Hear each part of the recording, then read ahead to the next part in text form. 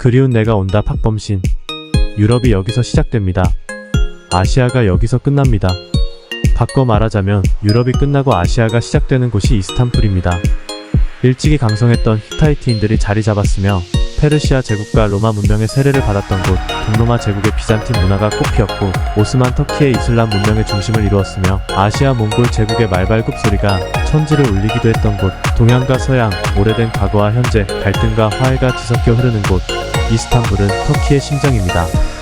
터키인은 보스포루스 해협을 보아즈 비오즈 에이즈 목이라고 부릅니다. 길쭉한 모양이기 때문이지만 제게는 생명이라는 은유를 떠올리게 하는 목으로 들립니다.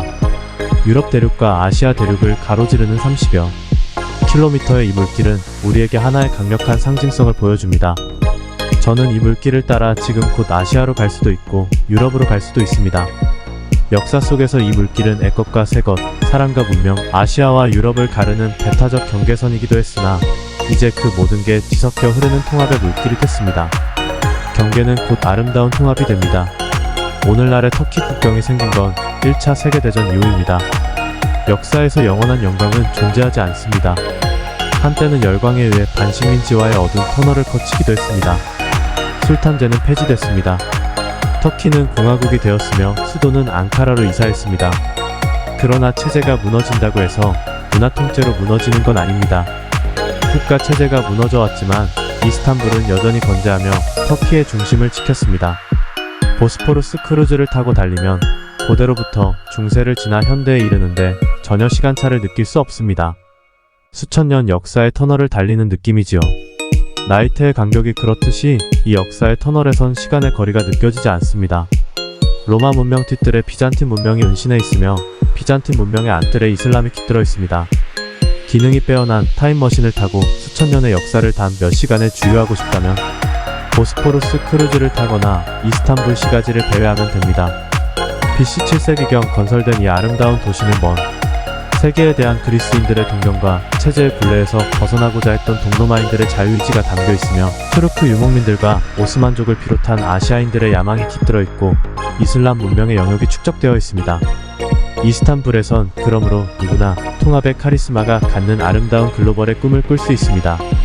이제 신세계는 위험을 무릅쓰고 먼 항해를 통해 미지의 대륙을 발견하여 얻는 게 아니라 이질적인 문명과 사람들이 소통과 합의를 통해 창조적으로 만들어가는 것이라는 사실을 이스탄불에서 배울 수도 있습니다. 이스탄불은 역사의 출구, 세계인의 관문입니다. 보스포루스 대교 위에서 보면 세계가 하나로 묶이는 느낌을 강력히 받을 수 있습니다. 국경을 총과 칼로 지키던 중세의 국가 개념은 정근대적인 유물이 되어가고 있는 느낌입니다. 이제 세계는 바야흐로 자본의 제국으로 통일되어 가는 중입니다. 오스만 제국의 건설자들은 꿈에라도 상상하지 못했을 그런 제국이지요. 자본의 제국에선 국경의 개념조차 자본의 지배를 받을 뿐입니다. 그것은 거대한 하나의 유기체이며 거대한 하나의 바다입니다. 아야 소피아는 동로마 제국에 의해 성당으로 지어졌습니다. 그들은 영생을 꿈꾸는 궁전으로서 손색이 없는 이 완전하고 아름다운 성당을 지었습니다. 그러나 오스만 제국은 동로마 제국과 모시는 신이 달랐습니다. 이스탄불을 점령한 그들은 이 아름다운 건축물을 차마 부술 수는 없었습니다. 그들은 성당 천장의 성화들 위에 회반죽을 발랐습니다. 그리고 그리스도의 성화들 대신 고란의 위대한 진원들을 그려 넣었습니다. 이로써 비잔틴의 찬란했던 문화는 깊숙이 밀봉됐습니다.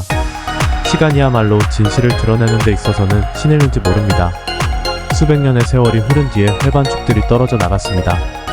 이슬람 문명권의 오스만 제국이 봉인한 비잔틴 문화가 마침내 감옥에서 해방되기 시작한 것이지요. 그것은 시간의 연출이었습니다.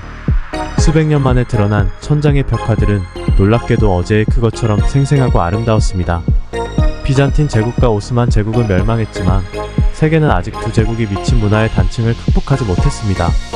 저는 기독교 문화와 이슬람이 섞여있는 이곳에서 다른 문화에 대한 관용과 이해가 아니고선 글로벌 시대의 세계인이 될 수 없다는 역사적, 상징적 교훈을 얻어갑니다.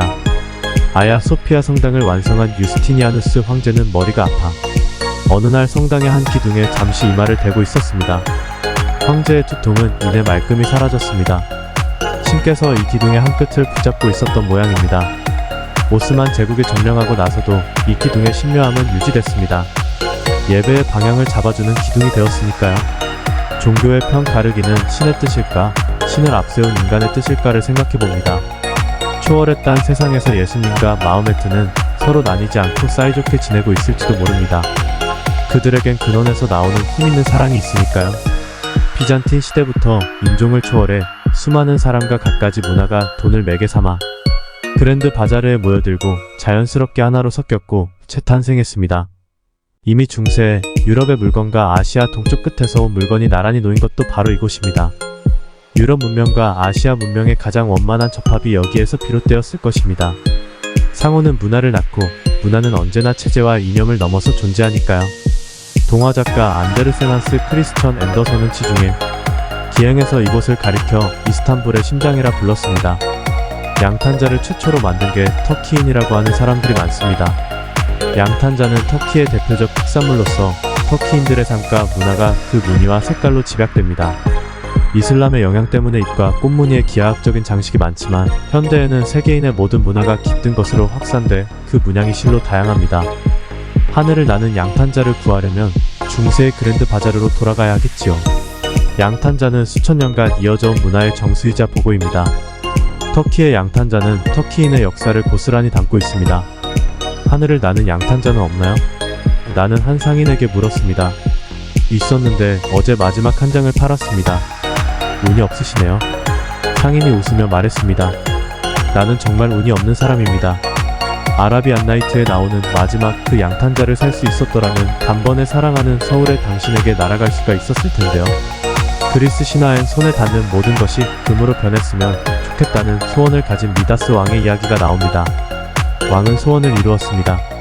아침 식탁에서 왕의 손에 닿는 빵, 과자, 치즈, 물이 모두 금으로 변했습니다. 사랑하는 딸도 손을 잡았더니 금으로 변하고 말았습니다. 왕은 물을 마실 수도 없었고 사랑하는 딸과 사랑의 말을 나눌 수도 없었습니다. 왕은 비로소 금이 행복과 사랑을 가져오지 않는다는 걸 알았습니다. 금이 한 모금의 물보다 더 소중하지 않다는 걸 깨달았고 금으로 사랑을 살 수 없다는 것도 깨달았습니다. 왕은 가슴을 쳤습니다. 마호메트는 일찍이 고아가 되어 팩부의 보살핌을 받고 자랐습니다. 그의 삶은 황야에 버려진 것처럼 고독했습니다. 신은 고독한 길을 따라 찾아오는 것인지 모릅니다. 양치기 고아와 사막을 오가는 외로운 장사치로 살던 마호메트는 40살 무렵 비로소 신의 부름을 받았습니다. 그는 황야의 한 동굴에 은거했고 그곳에서 신의 말씀을 들었으며 그것으로 마침내 깨달음을 얻었습니다. 그가 가진 것은 헤어진 옷과 깊고 깊은 외로움 뿐이었습니다. 마호메트는 깨달음을 얻고도 기존의 기득권자들에게 내침을 당했습니다. 그는 메카를 떠나 메디나로 이주했으며 그곳에서 그의 말에 귀를 기울이는 사람들을 얻었습니다. 다시 메카로 돌아온 그는 세계인의 마음 안에 새 길을 열었습니다. 그것은 아랍은 물론 세계의 역사를 완전히 바꿔놓는 위대한 길이었습니다. 오스만 제국은 아라비아 지역을 비롯해 북아프리카, 지중해, 발칸반도, 유럽의 동남부, 그리고 아시아 일부까지 지배했던 실로 강대한 제국이었습니다. 이슬람은 그들의 지배 이념으로 자리 잡았습니다. 동서무역로가 소아시아 지역에서 대서양, 인도양으로 전환된 것이 오스만 제국의 몰락을 불렀습니다. 기독교 문명은 세계화를 가속시키면서 끈질기게 그들에게 저항했습니다. 그들은 세계사적 변화를 거역할 수 없었습니다. 제국은 그렇게 멸망했습니다. 다만 그들이 지배 이념으로 삼았던 이슬람 문화는 멸망하지 않았습니다. 이제 인류 문명은 다급히 변화하고 있습니다. 역사의 희생자였던 여자들이 역사의 주도자로 등장하는 것을 오늘날의 세계에선 얼마든지 볼 수 있게 됐습니다. 이것은 인류의 미래를 위한 새롭고 위대한 실험입니다. 남자들이 쓰는 역사가 불의 역사라고 한다면 여자들이 쓰는 역사는 물의 역사가 될 것입니다. 물은 생명의 근원이며 여성성의 모든 것이라 할 수 있습니다. 여성성은 관용이고 이해이며 생명 그 자체입니다. 불의 역사로서 인류의 진보가 영원할 수는 없습니다. 물담배를 물고 반쯤 누워있으면 시간이 아주 천천히 흐릅니다. 이곳에선 급할 것이 하나도 없습니다. 천천히 달구지의 속도로 흐르는 시간 속에선 신의 창이 가깝게 느껴집니다. 소설가 밀란 쿤데라 멀란 콘데러는 옛날의 한량들이 모두 신의 창으로 들어갔다고 했습니다. 나로부터 내가 분리된 상태가 우리에게 불안을 배달합니다. 신의 창으로 들려면 현대 문명의 불안을 넘어서야 합니다. 내 속에서 외출해버린 나를 다시 맞아들이는 것이 불안을 이기는 첩경입니다. 내 자유의 최종적인 꿈은 시간의 감옥에서 해방되는 것입니다. 세대 간의 배타성이 강한 우리와 달리 터키인들은 누구나 친구가 될 수 있고 함께 즐길 수 있습니다. 인생을 본질적으로 이해하는 데 있어 나이는 중요한 키워드가 아닙니다. 나이로 편을 가르는 우리의 습성은 경쟁 중심의 개발주의가 만들어낸 또 다른 병리 현상의 하나라는 생각이 듭니다. 인생을 더 깊이 이해하는 젊은이도 있고 나이는 들었으나 인생을 깊이 있게 이해하지 못하는 늙은이도 있습니다. 인간주의 층위에서 보면 우리는 누구나 친구로 맺어질 수 있습니다. 터키의 여로에 올라 있으면 그게 가능합니다. 이스티클랄 거리를 관통하는 도심 속의 전차 튀네를 탑니다. 우리에게도 전차가 있었지요. 옛 친구를 만난 것처럼 가슴이 사뭇 설렙니다. 전차는 정말 옛 친구처럼 정다웠습니다. 전차가 빠른지 걷는 사람이 빠른지 헷갈릴 정도입니다. 사람과 차가 속력을 다투지 않는 것을 참으로 오랜만에 경험합니다. 행복으로 가는 속도는 어느 정도가 좋을까 생각해봅니다. 2호석의 메밀꽃 필 무렵에 나오는 달구지 속도면 어떨까요? 사랑하는 사람의 표정을 볼 수 있는 속도, 그 속도로 흐르면서 내다보는 사람들이 참 정답고 아름답습니다. 서울의 거리에서 굳은 표정을 한 채 행여 다른 누가 나를 앞지를 세라 전투적으로 걷고 있는 우리네 풍경이 자꾸 떠오릅니다. 노천 카페에서 즉흥적인 리듬을 만들어 내는 달국화 연주자를 만났습니다. 악기가 아니라 손이 만들어 내는 소리 같은 느낌을 줍니다. 음악은 국경이 없습니다. 정파에 따른 편 가르기도 물론 없습니다. 거리에서 우연히 만난 연주가의 리듬이 먼 곳에서 곧 내 마음을 건들고 지나갑니다. 나는 거리 악사에게 찡긋하고 윙크를 합니다. 악사가 내 윙크를 받아 윙크로 답을 합니다. 우린 그때 이미 친구가 됐습니다. 음악은 영혼입니다. 내가 본 이스탄불은 너와 내가 합쳐져 만드는 새로운 문명에 대한 아름다운 예감으로 가득 차 있었습니다. 나로부터 분리된 내가 나에게 돌아오는 것을 나는 이스탄불에서 보았습니다. 경계를 벗어나 보세요. 새로운 삶이 시작됩니다. 새로운 문명의 출구이고 새로운 문명의 입구인 그것들이 물과 육지를 따라서 흐르고 교행하고 섞이는 곳, 아시아 문명과 유럽 문명이 섞여서 제3의 문명으로 만들어지는 그런 곳, 아마 터키의 매력이 아닐까요? 어둠은 신비롭습니다. 지구의 꼭대기에 신이 응거하고 있으면서 어둠과 밝음을 풀어내는 거대한 물레를 돌리고 있다는 상상을 해봅니다. 물레를 앞으로 돌리면 어둠이 풀어져 나와 전 지구로 퍼져나갈 것입니다. 물레를 반대로 돌리면 밝음이 퍼져나와 어둠을 빨아들입니다. 여명은 어둠과 밝음이 교차하는 순간입니다. 밝아지면 역사의 한낮이 열리고 어두워지면 역사의 흥망성쇠가 다 묻히고 맙니다. 카파도키아의 지하에 살던 사람들은 어둠과 밝음을 그들 자신이 조절했습니다. 한낮에도 동굴 속으로 들어가면 밤이 됩니다. 밤은 휴식이고 너그러움이며 일상의 휴지기입니다. 사방이 어둠 속에 묻히기 때문에 그들의 영혼은 상상력을 타고 빅뱅처럼 폭발해 넓어집니다. 한낮의 영토는 보이는 데까지 해서 멈추지만 어둠 속의 상상력은 제한이 없습니다. 그들은 우주를 내다보기도 했을 것입니다. 그들은 그리고 다가오는 신의 발소리를 듣습니다. 세계가 급변하고 있으니 스파이더맨 인형을 가지고 노는 이곳의 아이들은 더 이상 여기에서 대를 물려 살지는 않을 거라는 예감이 듭니다. 그들은 세상의 손짓을 따라 곧 이 어두운 동굴집을 떠나겠지요.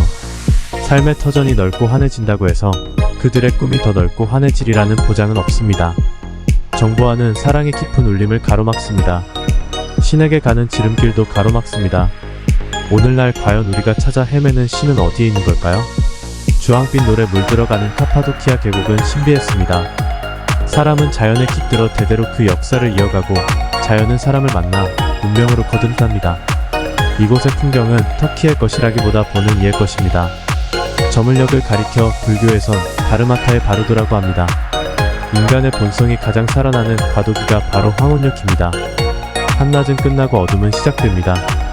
어떤 것은 허물어지고 어떤 것은 쌓여집니다. 무엇이든지 완전히 끝나는 것은 없습니다. 우리가 절망적이라고 느낄 때가 바로 희망의 찬스가 되는 것입니다. 필요한 것은 다음의 시간을 보는 마음입니다.